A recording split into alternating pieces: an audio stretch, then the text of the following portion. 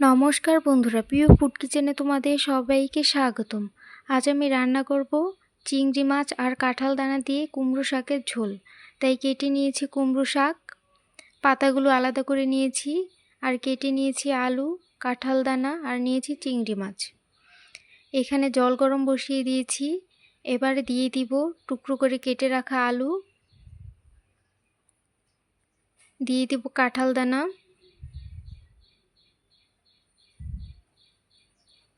দিয়ে দিব চেরা কাঁচা লঙ্কা,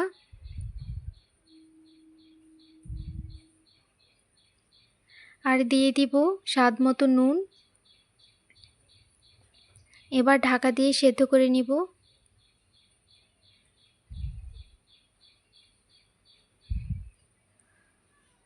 আলু আর কাঁঠাল দানাগুলো সেদ্ধ হয়ে গেছে। এবার দিয়ে দিব কুমড়ো শাকের ডগাগুলো,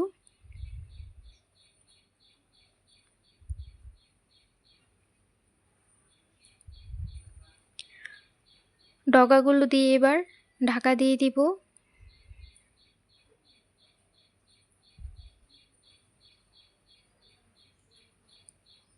এবার সব কিছু ভালো মতো সেদ্ধ হয়ে গেছে। এবার দিয়ে দিব পাতাগুলো,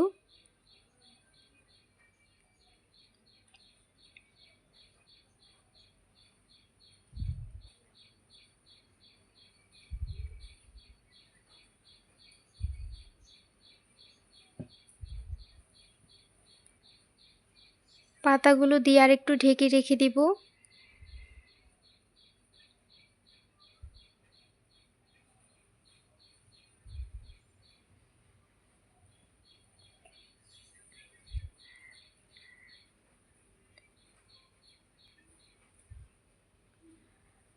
পাতাগুলো সেদ্ধ হয়ে গেছে। এবার নামিয়ে নিব। কড়াইটা ধুয়ে আবার বসিয়ে দিয়েছি। এবারে দিয়ে দিব তেল, দিয়ে দিব শুকনো লঙ্কা, আর দিয়ে দিব পাঁচফোড়ন। পাঁচফোড়নটা ভাজা হয়ে গেলে দিয়ে দিব চিংড়ি মাছ, দিয়ে দিব অল্প করে নুন আর হলুদের গুঁড়ো। এবার চিংড়ি মাছগুলো একটু ভেজে নিব।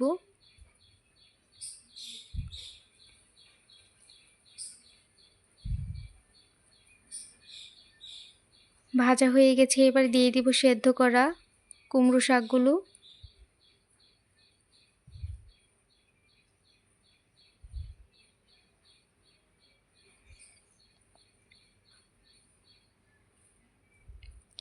দিয়ে দিব অল্প করে হলুদের গুঁড়ো,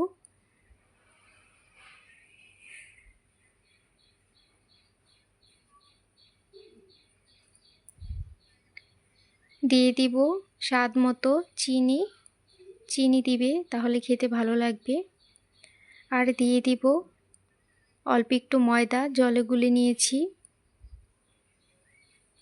দিয়ে সাথে সাথে নেড়ে দিব।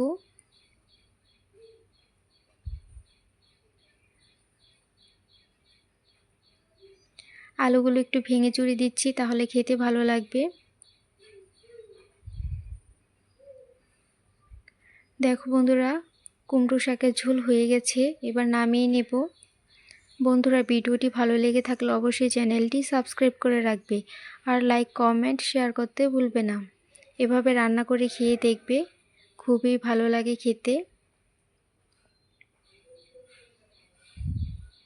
হয়ে গেছে, এবার নামিয়ে নিব। দেখো বন্ধুরা, নামিয়ে নিয়েছি। কতটা সুন্দর হয়েছে, খেতেও দারুণ লাগে।